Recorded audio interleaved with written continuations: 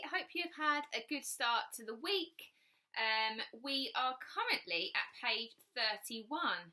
Not page 31, chapter 31 on page 123.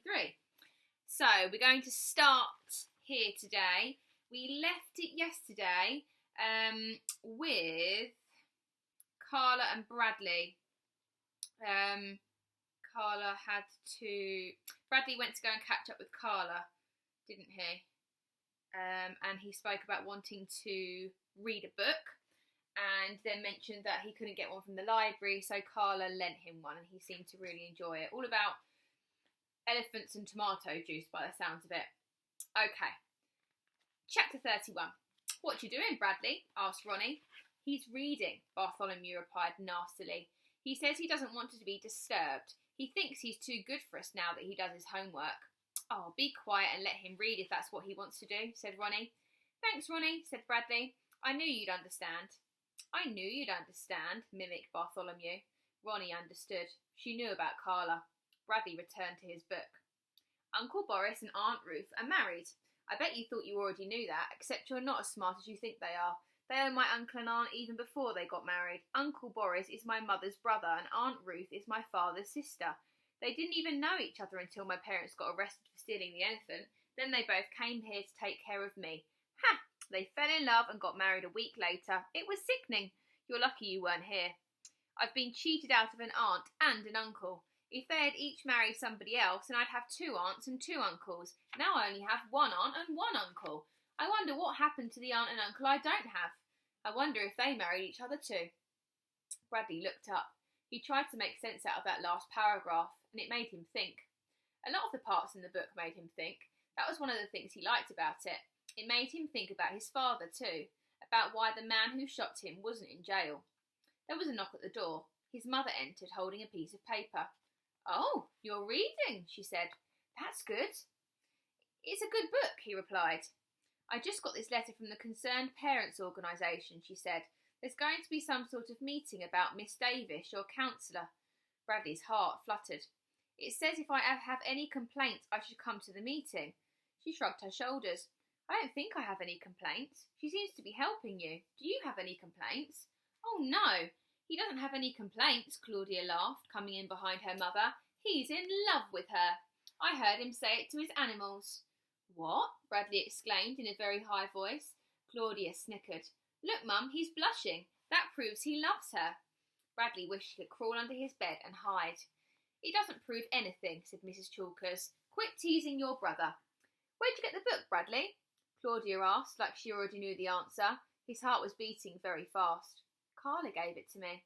Carla gave it to him, Claudia repeated.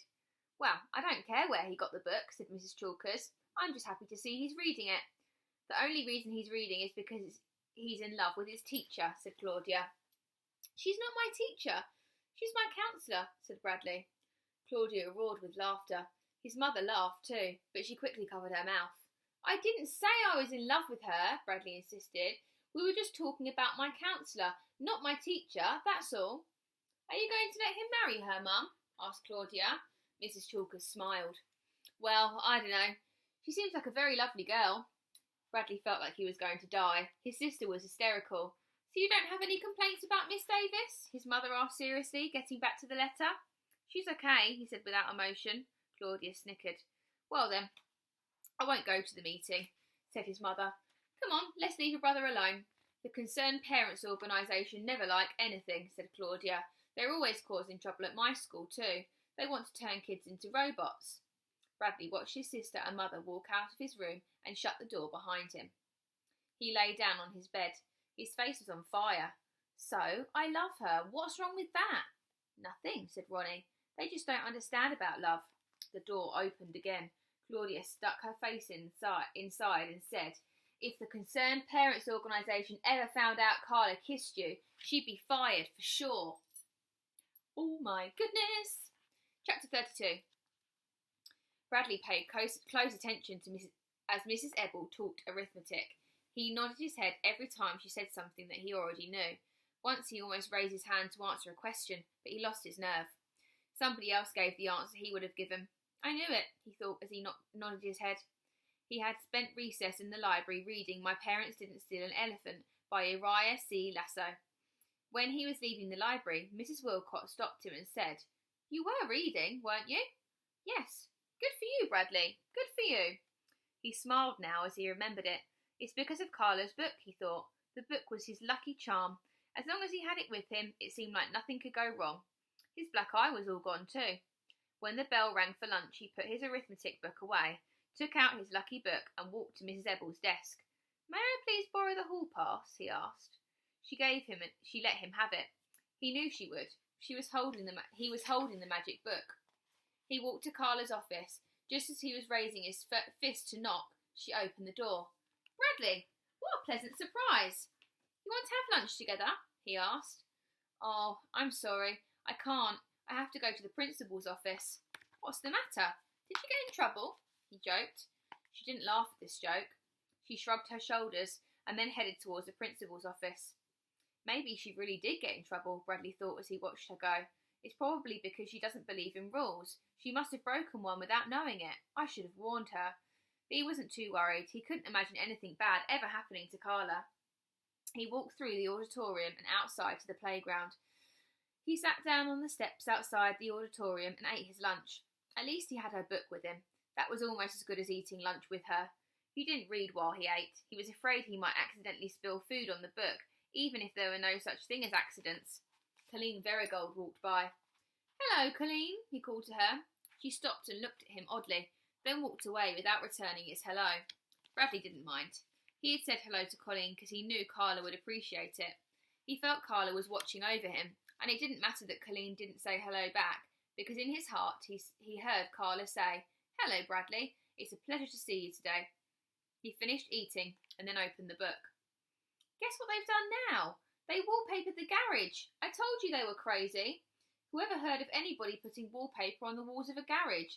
Purple paper with yellow polka dots. I don't even know how they got in there. The garage has been locked shut for months. The lock was broken or something, so nobody could get in. At least I'm glad they found it. Finally got it open.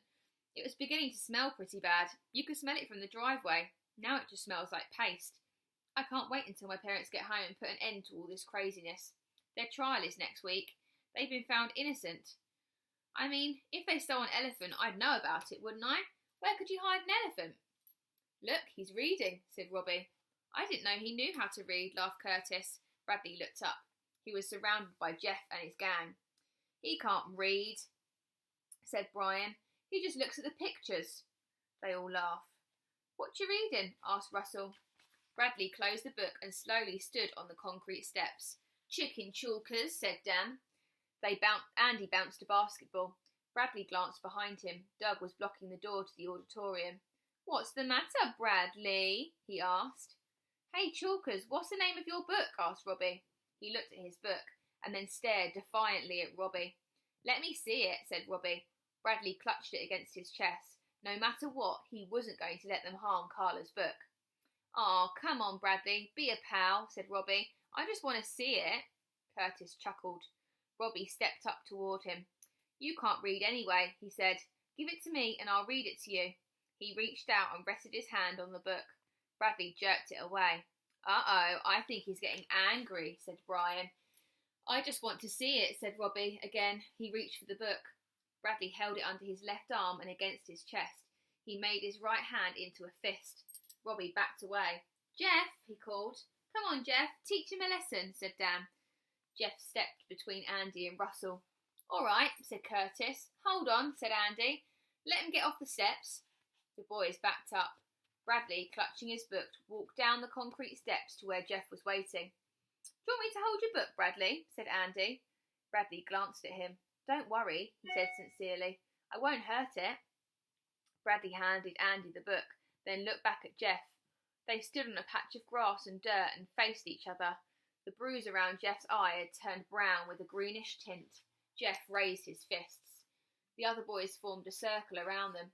"Come on, get 'em, Jeff," urged Brian. "Give him another black eye," said Russell. Bradley readied himself. He raised his fists in the air and then lowered them. He had an idea. "Hello, Jeff," he said. Robbie snickered. Jeff stared at him, wide-eyed. "Hello, Bradley," he replied. Bradley smiled. He held out his hand. Bradley smiled too. It was his first honest smile in a long time. He shook his best friend's hand. The other boys were dumbfounded. No one said a word. Dumbfounded means when you're really shocked. Andy finally broke the ice. "Do you like to play basketball, Bradley?" he asked. Bradley looked at him, bewildered. "I'm not very good," he said. "So? None of us are," said Jeff, patting him on the back. "Now we'll have even teams," said Robbie. Goodness me. What a change in, I don't know, what a change. The characters seem to have accepted Bradley into their group a little bit. So we'll have to wait for chapter 33 to see how we get on. So that will be tomorrow. I'm going to film a Loom video in a moment to explain tomorrow's timetable to you, which will have the reading task on there as well. So I will explain that in more detail on there. And then I believe Miss Holloway is going to be tomorrow uploading kind of a video on Google Classroom to help you understand how that works and hopefully make it nice and clear for you. So I will see you same time tomorrow for more of There's a Boy in the Girls' Bathroom. See you then.